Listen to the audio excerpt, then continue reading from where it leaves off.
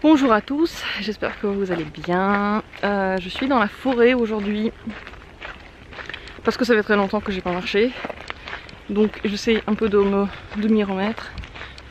Il fait super chaud aujourd'hui, enfin super chaud, il fait genre bon, je pense 8 degrés, mais quand on marche c'est très chaud. Aujourd'hui, très belle journée, il fait soleil, ça me donne la bonne humeur et ça me fait penser que la semaine prochaine en fait c'est déjà Noël. C'est fou, c'est un truc de fou, comme ça va vite. Il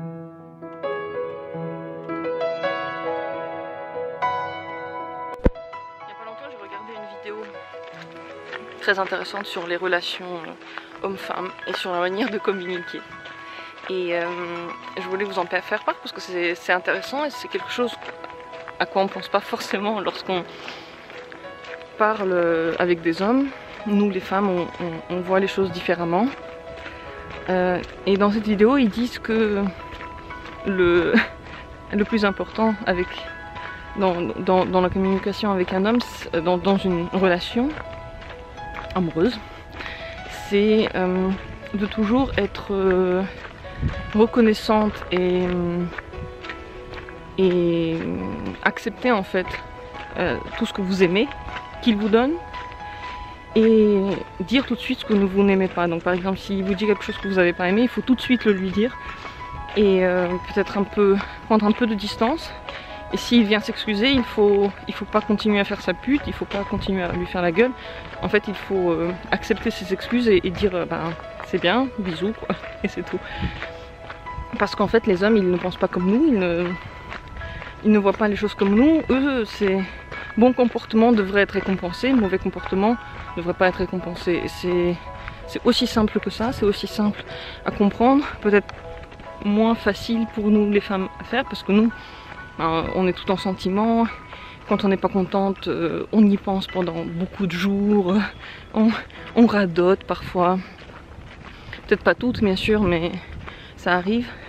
Eh bien les hommes ne sont pas comme ça et le fait de communiquer avec lui de cette manière, bien engendre le bien, mal engendre le mal, eh bien ça va les aider à vous comprendre parce que les sous-entendus, tout ça, ils ont du mal. Eux, ils préfèrent les femmes qui disent clairement ça j'aime pas, ça j'aime. La deuxième chose, c'est que il conseille aussi de toujours accepter les bonnes choses que propose l'homme et ne pas dire non j'en ai pas besoin. Par exemple, s'il vous dit je porte ton sac, ne dites pas tout de suite non j'ai pas besoin de toi. Parce qu'en fait c'est comme s'il avait un élan envers vous, un bon sentiment envers vous et vous le cassez à la racine. Genre non, ne me fais pas de bien, ne m'aide pas, je ne vaux pas ton aide, tout ça. Et pour que l'intérêt de l'homme persiste, il est important aussi de ne pas trop manifester de premiers pas, on va dire, à part le remerciement que vous lui donnez. Je m'explique. S'il vous fait quelque chose de bien, vous dites bon, genre, il a fait un truc, vous aimez. Vous dites c'est cool, bisous, merci, tu vous fais un câlin, je sais pas, un truc comme ça. Et après vous attendez en fait. Vous ne faites pas un geste en retour, c'est pas parce qu'il vous a fait un truc bien que vous devez, je sais pas, lui cuisiner ou vous l'inviter au resto. En fait vous attendez qu'il continue à faire des gestes. Et cette mécanique là fait que l'homme s'attache à vous parce que plus il a d'actions à accomplir avec vous, plus il se sent attaché à vous, plus il a de sentiments amoureux envers vous, parce que c'est comme si il doit toujours travailler pour vous avoir, et ça les hommes adorent. Une fois qu'ils n'ont plus de stimulation, une fois qu'ils n'ont plus rien à atteindre, l'intérêt baisse et ils ne veulent plus faire d'action pour vous, ils ne veulent plus rien faire de bien pour vous, et vous du coup vous n'avez plus rien à accepter, vous n'avez plus rien à remercier, vous n'avez plus rien à recevoir. Donc j'ai trouvé ça intéressant parce que c'est vrai que c'est un schéma assez facile, assez clair, peut-être qu'on n'utilise pas assez. S'il y a un homme qui a entendu ça dans ma vidéo, dites-moi ce que vous en pensez, est-ce que vous reconnaissez dedans, ou est-ce que c'est quelque chose que vous n'aimeriez pas avouer, parce que je ne pense pas que l'homme va dire oui, forcément c'est vrai, ou peut-être qu'il y a des hommes qui ne s'en rendent même pas compte, mais souvent l'homme court après celle qui s'enfuit. Donc j'ai trouvé ça intéressant, surtout sur la manière de parler, de communiquer, parce que j'ai aussi tendance parfois à refuser certaines choses, refuser qu'on m'offre des choses, qu'on me donne des choses, qu'on me dise certains mots doux. Par exemple, je sais pas, je me trouve pas belle le jour même, le mec il me dit t'es belle, moi je peux par exemple, bon, ça m'arrive rarement, parce que oui, j'aime bien les compliments quand même, j'en ai pas tant que ça et je les chéris, mais ça peut m'arriver de dire par exemple non mais c'est faux, aujourd'hui je suis horrible, bon bah ça il faut pas le faire, parce qu'une fois qu'il a fait quelque chose envers vous, ne stoppez pas son élan. Voilà, j'ai trouvé ça super intéressant, je voulais vous en faire part. Dites-moi ce que vous en pensez de ça. La communication entre l'homme et la femme, parfois c'est tellement compliqué. Des fois on se comprend pas, des fois on fait des erreurs bêtes et on se rend compte après. C'est tellement important de comprendre l'autre en fait. Et parfois c'est difficile de demander directement comment est-ce que tu penses, comment est-ce que tu vois les choses, les hommes. Rarement ils vous diront exactement comment ils réfléchissent, et puis s'ils vous le disent, des fois bah, les femmes elles ont du mal à le croire parce que c'est tellement différent des sentiments féminins qui elles elles voient, elles sentent, se disent ah il est parfait, elles ne réfléchissent pas forcément à la conquête. Si la femme voit que l'homme la fuit, elle va pas le conquérir, elle va pas lui courir après, alors que l'homme au contraire c'est ce qu'il va faire parce qu'il il est constitué différemment que nous. Et pour moi je trouve c'est fou de se dire qu'il fonctionne en fait un peu comme un enfant ou comme un chien. Excusez-moi, mais c'est vrai, vous lui donnez un bonbon, il est content, et puis s'il fait quelque chose de mal, vous lui dites non, pas bien. C'est comme ça, c'est fou. Moi je vais le tester, hein. Je ne l'ai pas encore mis en pratique pendant 3 mois. Je vais voir ce que ça donne. Mais je pense que ça c'est logique parce que les hommes sont logiques beaucoup plus que les femmes. Et je pense que ça a un sens en fait de leur dire clairement ce qu'on ressent, ce qu'on pense, pour leur faire comprendre clairement ce qu'on a envie de voir dans la relation ou pas. Voilà. Ouf. Je suis un petit peu fatiguée, j'ai tellement mangé hier, c'est un truc de fou. J'ai pas fait de vlog, mais je suis allée au sushi, je me suis empiffrée. Et le soir, j'avais envie de saucisses. Ouais, c'est très bizarre. Alors je me suis empiffrée encore. Et voilà, depuis ce matin, là je sais pas quelle heure il est qu'il est peut-être 14 h ou peut-être même 15 h entre temps. Peut-être pas 15 h, mais 14 h 30 en tout cas.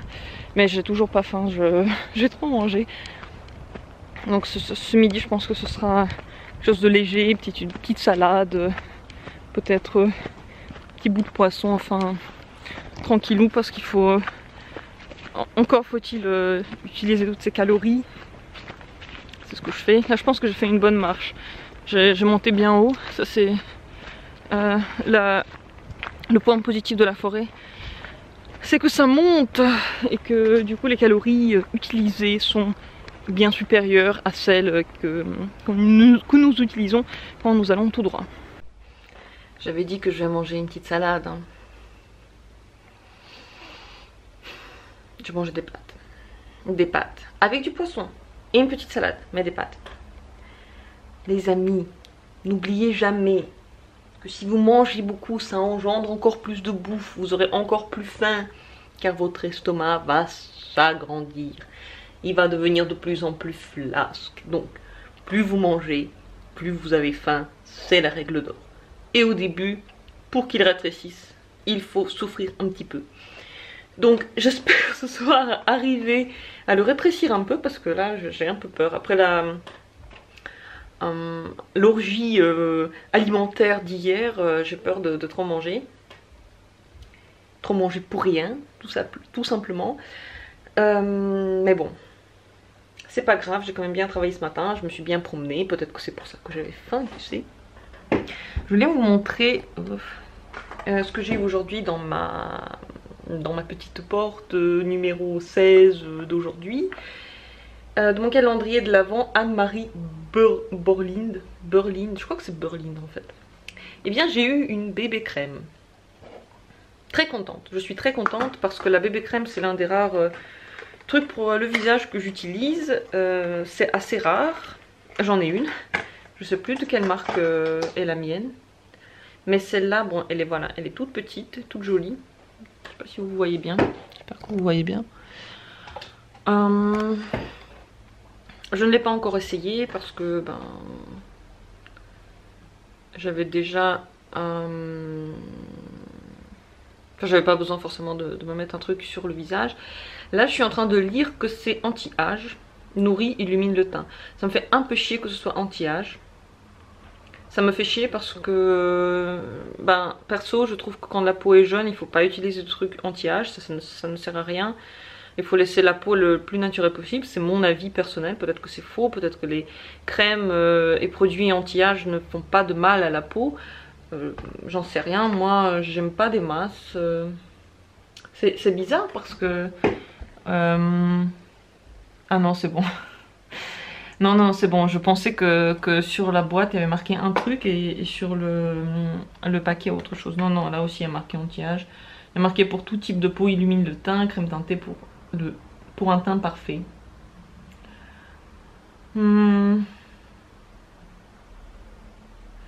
Je sais pas, j'aimerais bien l'essayer parce que j'aimerais bien voir comment elle agit sur le corps. Est-ce qu'elle rend le visage si beau? J'utilise pas en fait de bébé crème forcément souvent parce que j'ai une particularité de la gueule qui fait que j'ai des joues rouges. J'ai des joues qui ont toujours une petite teinte rouge, j'ai pas besoin de les maquiller. Et lorsque je maquille tout le visage avec un fond de teint, enfin si je maquillais tout le visage avec le fond de teint, ce rouge partirait, donc il faudrait en plus que je me remette je sais même pas comment ça s'appelle ce truc, je l'utilise pas. Bref, le truc pour les joues.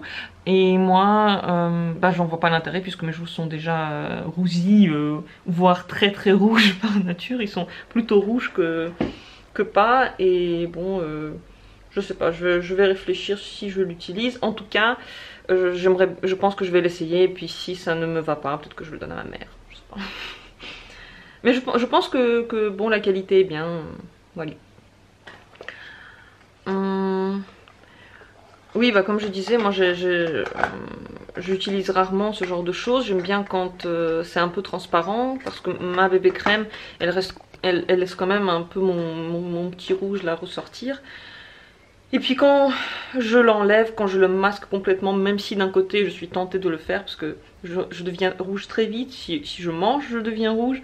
Si je parle, je deviens rouge. Si je marche, si j'ai chaud, je deviens tout de suite couleur poivron. Et parfois je suis tentée de masquer ça, mais lorsque je suis complètement beige et pâle, on dirait que je suis malade. Donc je le fais pas, tant pis pour la couleur rouge. Chacun sa merde, chacun ses soucis.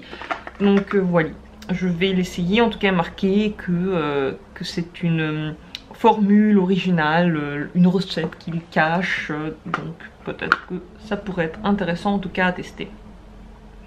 Je trouve ça cool que c'est fait dans la forêt noire en Allemagne, je sais pas si c'est vrai, j'espère que c'est vrai. Et je me dis, si c'est le cas, ben, c'est clair que ça doit coûter cher, si c'est pas produit quelque part à l'étranger. Voilà. Ce soir, je me suis fait un thé, j'ai tellement bouffé que j'ai plus faim. Je suis en train de faire ma vidéo de revue de livres. J'adore les faire. C'est un grand plaisir pour moi de parler de livres et ensuite de mettre en ligne ces vidéos. Je les adore en fait. J'adore faire ça. Donc voilà, je suis en train de la faire à l'avance. À l'avance parce que j'aime bien qu'on soit déjà prêt à l'avance. C'est l'un des rares trucs que je fais à l'heure parce que d'habitude je suis toujours en retard et ça me fait tellement plaisir de le faire que je le fais à l'avance. Je pense que c'est ça, quand on aime faire quelque chose, ça nous fait pas chier de le faire à l'heure et on n'est jamais en retard. Voilà. Je voulais vous montrer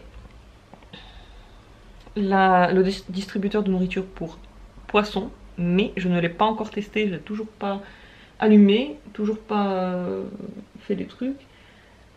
Et je réfléchis sérieusement à isoler le poisson qui, dans mon aquarium, a l'air agressif, qui poursuit les autres poissons, à cause de qui, je pense, il y a des poissons qui sont morts parce qu'ils ne se nourrissaient pas. Et qu'ils n'arrêtent pas de les chasser et du coup ils sont trop fatigués, ils sont épuisés, ils savent plus où se mettre. Pourtant j'ai de la végétation mais ça ne suffit pas visiblement. Et bien ce poisson un peu agressif, un peu trop territorial, j'aimerais bien m'en débarrasser, j'aimerais bien en fait qu'il soit plus dans mon aquarium. Alors je réfléchis, est-ce que ce serait peut-être une bonne idée de le mettre dans un bocal à part. J'espère qu'il n'aura pas froid dedans, je vais encore regarder exactement quelle température ces poissons supportent. Et s'il supporte la température plus basse, eh bien, je vais peut-être acheter un bocal plus petit pour lui et l'isoler parce que c'est pas normal qu'il chasse les autres poissons. J'avais exprès choisi des races qui sont tout à fait gentilles, qui ne sont pas qui ne sont pas territoriaux. Et je suis... j'ai pas envie qu'il reste tout seul et qu'il tue tous les autres poissons. Voilà, ça m'inquiète. Je ne pense pas que je vais le faire avant Nouvel An. Si je le fais, ce sera plutôt après.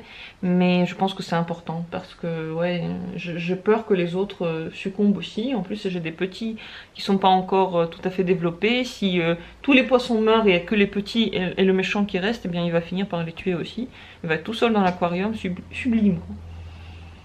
Donc ça c'est le plan, je pense que c'est la solution. Parce que j'ai pas envie de le tuer, c'est clair, je vais pas tuer un poisson, mais je veux pas qu'il tue les autres, c'est aussi simple que ça. Ce soir je vais faire des pommes au four, donc mes pommes sont là.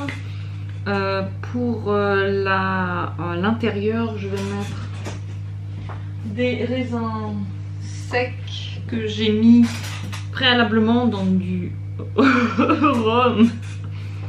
Bon, oui, je les ai mis dans le rhum. Je sais pas si c'est une bonne idée, j'ai jamais fait cette recette là, je vais goûter, vous saurez si c'est bon ou pas, je vous le dirai. Mais normalement je les mets un peu dans l'eau pour qu'ils soient plus doux. Donc si vous voulez pas mettre de l'alcool, l'eau c'est très bien, on peut aussi ne pas le faire du tout, mais quand on les met un peu dans du liquide avant, ça les rend plus doux. Donc ça leur fait du bien. Ensuite je vais mettre des noix. Couper en petits morceaux et puis par-dessus par-dessus et dedans je vais mettre du miel. Les 4 pommes sont là, j'ai un truc comme ça pour faire des trous dans les pommes pour enlever l'intérieur et voilà, donc, je pense que ça va marcher ainsi.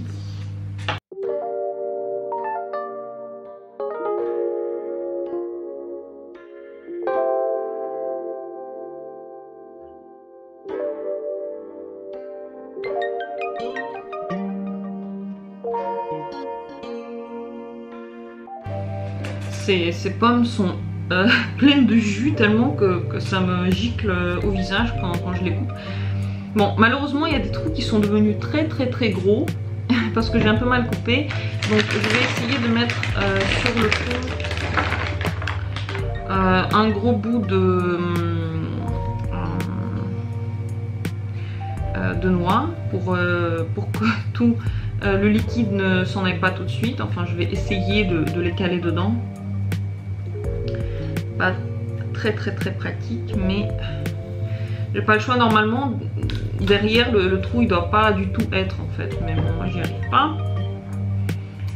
Donc on va faire ça de cette manière là. Je pense que je vais en faire 1 ou 2 sans raisins secs.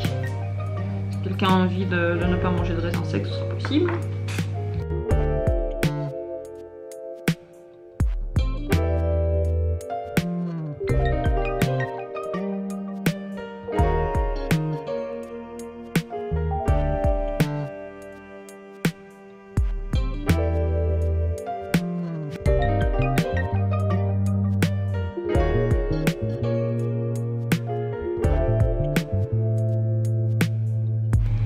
Et voilà, c'est fait. Donc ça va être un peu revisité mes pommes au four parce que donc ce sera un peu avec du rhum.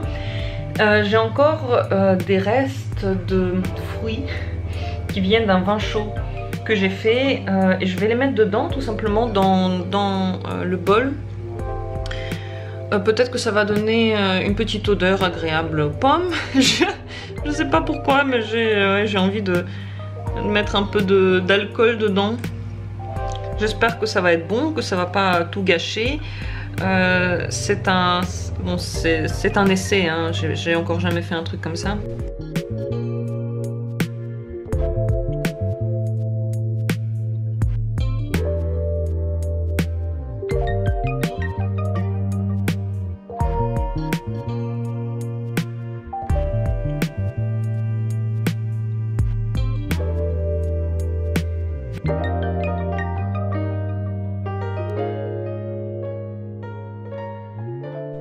La pomme était hyper bonne. J'ai mis par-dessus de la glace. C'était encore meilleur. Parce que la pomme était chaude, la glace était fraîche, enfin bref, très bon. Et juste on sentait pas du tout le rhum. Sûrement que j'ai pas assez laissé infuser les raisins secs dedans, je pense que c'est ça. Et puis franchement les bouts de fruits dedans, ça ne servait à rien non plus. Il n'y avait pas d'odeur de vin chaud ou quoi que ce soit. J'aurais pu mettre plus de cannelle aussi, mais elles étaient très bonnes, caramélisées comme il se doit. Un très bon dessert ou même un repas pour le soir, moi je dis. Voilà. Sur ce, je vais aller me coucher. Je vous souhaite à vous aussi une très bonne journée, soirée ou nuit. Merci d'avoir regardé cette vidéo et à bientôt. Ciao.